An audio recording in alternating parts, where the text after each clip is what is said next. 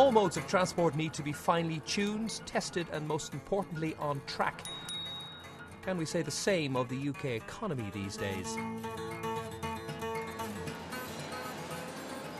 The government wants Britain to cut its dependency on consumption and start making things again. At Brompton Bicycles, they know a thing or two about getting their products from A to B. They make 30,000 of their folding bikes a year in West London. Nearly 3/4 of them are shipped overseas.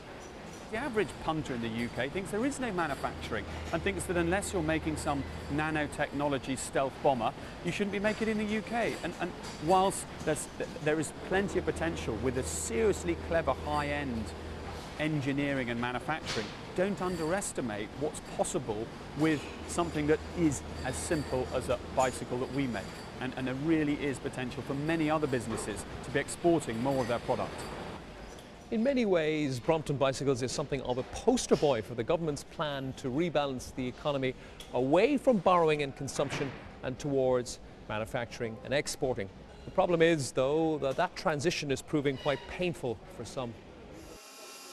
That's especially true for many households that are spending a lot more for day-to-day items, but whose incomes have been flatlining. That's a pay cut in real terms and the worst fall in living standards in decades.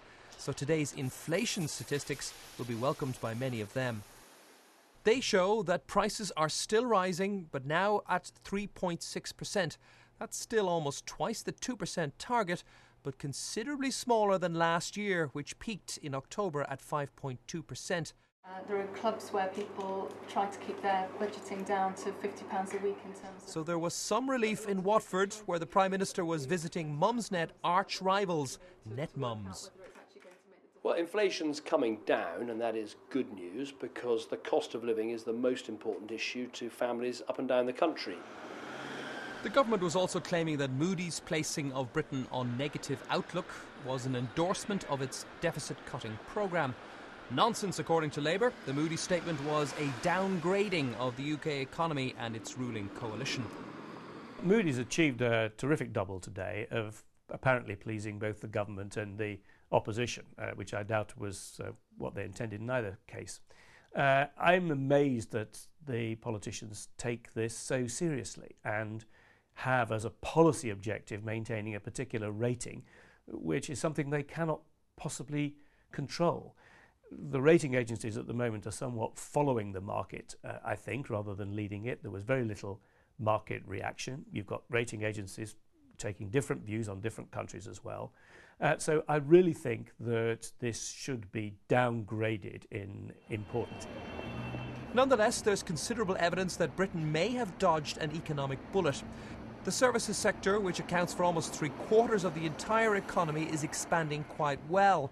Exports are also up, and only yesterday the CBI painted a much more benign picture than it had only 3 months ago. I think we're at a turning point. I think that the economy is a bit stagnant at the moment. That's what the recent quarterly growth figures show.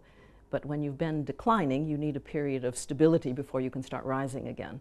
So the fact that many of the surveys are looking positive, more positive, the fact that the housing market has stopped declining and seems to be also at this kind of turnaround indicates to me that probably the next few quarters will look better than the last few. That assumes that the Eurozone crisis abates. Even tonight, that was not assured, as Eurozone finance ministers said they still needed more guarantees from Greece, even after riots had greeted parliamentary votes at the weekend.